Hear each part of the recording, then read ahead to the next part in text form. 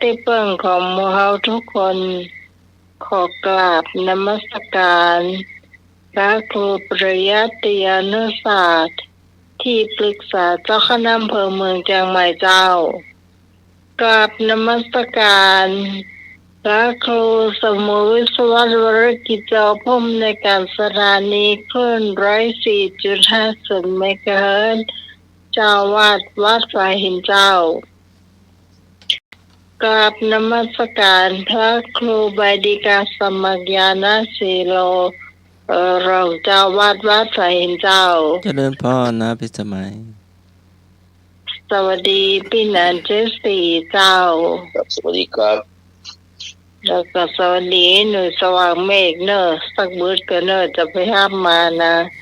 สวัสดีคุณผู้ฟังที่อยู่ต่างบ้านทุกคนทุกท่านตัวนะเจ้าวันนี้เป็นเพลงลูกทุ่งเนอะเพลงลูกทุ่งโวยไผ่โวยมันสักประมาณ4-5 เพลง5 เพลงบ่เกินนั้นนะเจ้าก็ตอนนี้มีเพลงหนึ่งละเนาะตอนนี้เพิ่งพบกับจารย์สมกรได้เจ้า10 นิ้วอัญชลีวันทาอธิวาสขอนอบน้อมก้มกราบแด่องค์สมเด็จพระสัมมาสัมพุทธเจ้าพระพุทธพระธรรมพระสงฆ์ตลอดถึงพระอรหันต์ผู้ห่างไกลจากกิเลสและบรรลุธรรม10 นิ้วขอกราบถวายความเคารพพระมหาเถรานุเถระผู้มีคุณูปการทุกท่านด้วยความเคารพอย่างสูงอันมีหลวงพ่อพระครูสมุวิศวรวรกิจโจหลวงพ่อเจ้าวาดวัดไฟหินแล้วก็หลวงพ่อผู้อำนวยการสถานีวิทยุพระพุทธศาสนาและวัฒนธรรมวัดไฟหินก็เจริญพรนะพิสมัยหัวหน้าธรรมคลายเครียดจารย์มัสการเจ้าเจริญพรพ่ออาจารย์เจ็ดศรีกราบนมัสการครับเจ้าหันฟังหางบานทุกท่านขอเจริญพรกราบอัญยศศักดิ์อัครทานโบราณว่าคือที่มาของสมมุติดุจหัวโขนยศอำนาจวาสนาพาลืมตนต้องมีมนคู่ใจไว้พึ่งพายะโสลทานะมัชเชยะคือคำพระประพันธ์เน้นเป็นคาถาทั้ง8 คำจำไว้ในอุราสติมาหมดเมาเพราะเป่ามนครับก็นอบน้อมแด่พระพุทธผู้ทรงล้ำพระธรรมอันสูงส่งพระสงฆ์ผู้ประเสริฐทำให้บังเกิดครบเป็นพระรัตนตรัยกราบแก่ใต้ไวสานะครับเมตตาปรมีธรรมในท่านพระครูสมุวิสุวัตรวรกิจโจกับเจ้าอาวาสวัดฝ่ายหินผู้อำนวยการสถานีคลื่น104.50เมกะเฮิรตซ์กราบนมัสการท่านพระครูใบดีกาสมัครญาณสีโลครับเจริญพรพ่ออาจารย์เจ็ดศรีครับก็สวัสดีครับพี่พิสมัยสุริโยดรหัวหน้ารายการธรรมะคลายเครียดครับสวัสดีเจ้าครับสวัสดีกับลุงนุ้ยเนอะนะครับสว่างเมฆแล้วก็พี่น้องที่รับฟังอยู่ต่างบ้านทุกท่านนะครับครับจากนี้ไปก็เราจะมีการขอเพลงกันสักแค่เพลงนะพี่สมัยเนาะเรียนเชิญเลยครับเจ้าโทรเข้ามาได้เลยได้เจ้า053-226-058เจ้าครับไว้สาก็ครูไว้ดีกาสมัครญาณสีโลครับผมเจริญพรน้องพิสมัยสุริโยดรครับผมเจ้าสวัสดีเจ้าสวัสดีพี่หนานเจ็ดศรีครับผมสวัสดีครับเอกครับสวัสดีธรรมะใครเกียรติทุกเสียงทุกสายนะครับวันนี้ผมขอฟังเพลง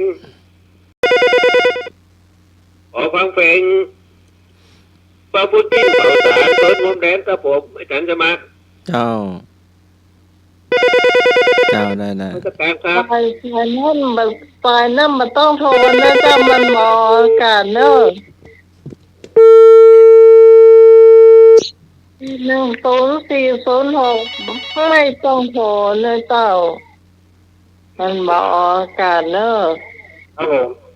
ก็นมัสการพระคุณเจ้าทุกรูปทุกองค์นะครับผมสวัสดีทีมงานธรรมะคลายเครียดทุกท่านนะครับวันนี้ขอฟังเพลงเรียกพี่ได้ไหมครับผม เรียกพี่ได้ไหม ครับผม จะเฮ้อเท่าไรเจ้า 15,000กันคนเรียกพี่เรียกเงินเด็กผมเพลงนี้มอบเพื่อทีมงานธรรมะคลายเครียดทุกท่านทุกคนนะครับผมสวัสดีครับ เจ้าขอบคุณเจ้า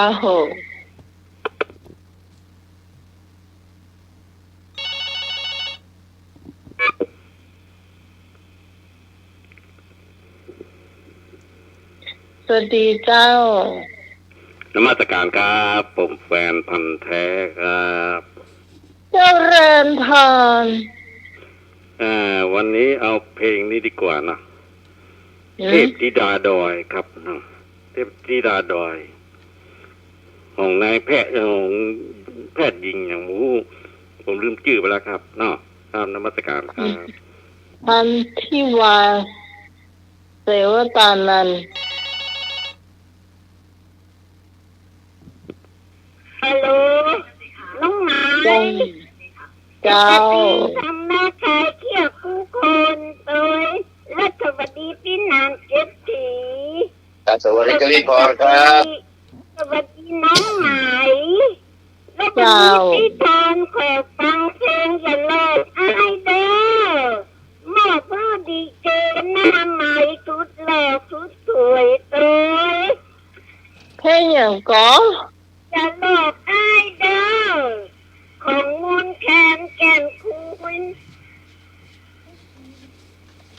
เดี๋ยวก่อน หลอกไอเดอร์เนี่ย อย่าหลอกอีอย่า อย่าหลอกอายเด้อ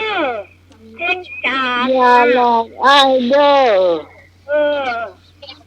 การสมัครทีมได้ไหมอย่าหลอกไอเดอร์อ่ะ มันเป็นภาษาอีสานเนาะ ของสถานีที่เสร็จแล้วก็ อย่าหลอกไอเดอร์ เจ้า อือ ไม่มีอันนี้อันจัด ได้กี่เพลงแล้วเนี่ย อย่าหลอกอ้ายเด้อเนาะ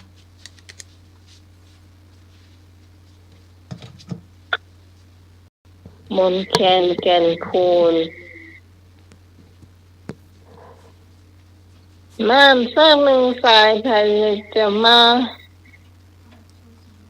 เนอะ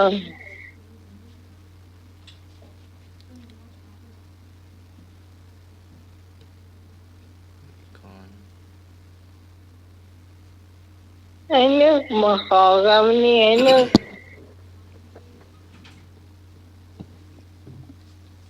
แต่คืนจะมาปอท่องกี่โมงอะรับเรื่องกันนะไอ้นึกนี่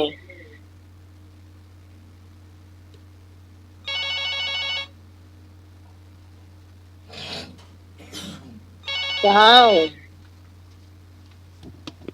เจ้า พี่ต้อง เจ้า วันนี้เอาเพลงอย่างดีอ่ะเขาได้แค่ฟังเพลงเสียงปอนอ่อนหวานขอทานสักครากระต่ายเนี่ยก็กระต่ายอ้อนจันทร์ กระต่ายอ้อนจันทร์ค่ะไทยห้องนี่ กระต่ายขาวดาวรุ่งอ่ะ กระต่ายขาวดาวรุ่งค่ะ เป็นพระเอกลิเกเลยเดี๋ยวเนี่ย เอ้ย สมัครมีนะจ๊ะเนาะ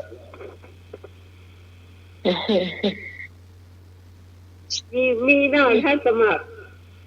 มีก่อนกระต่ายอ้อนจันทร์มีก่อน อ้าวไปหานักร้องอยู่ ไปหานักร้อง ไปหานักร้องอยู่เนอะ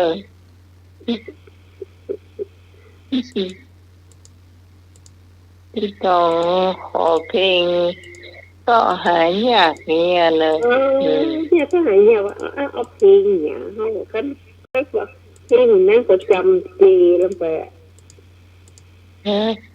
เอาเพลงพุ่มพวงไปชั่ว7 ทีดี7 หน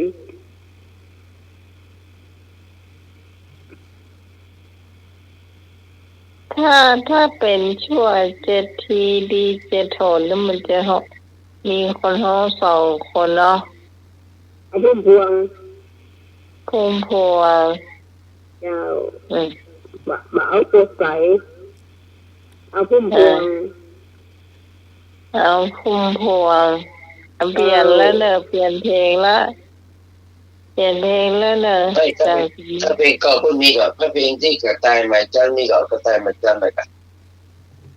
มีก็อาจารย์สมัครพวกประตูกันมีมีก็เอาไปเลยถ้ามีกับ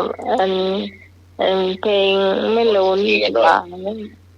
ถ้ามีเพลงแรกก็เอาเพลงแรกถ้ามันมีก็เอาเพลงไม่รุนเนี่ยเอาเพลงเนี่ยชั่ว7 ทีดี7 หนเนี่ยมีอยู่เจ้าก็นักร้องเจออยู่อ่ะแต่คนร้องเพลงสวยจะล้นไปค้นเอามาจากไหนน่ะเจ้า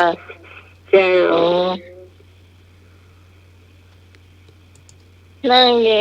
เกนี่ต้องพอพี่ฮอนเนรวันมั้งเลย